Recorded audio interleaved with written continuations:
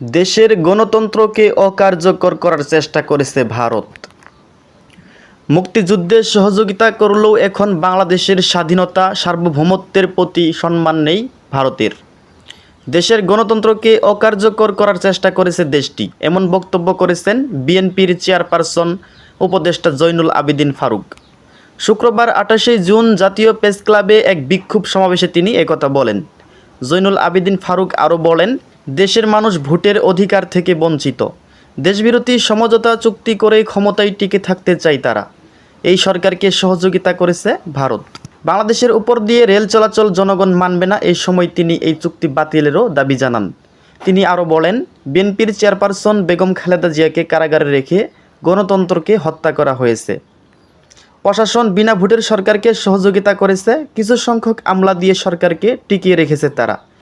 এছাড়াও নেতাকর্মীদের জেলে রেখে রাজপথে আন্দোলন ঠেকানো যাবে না বলেও মন্তব্য করেন তিনি।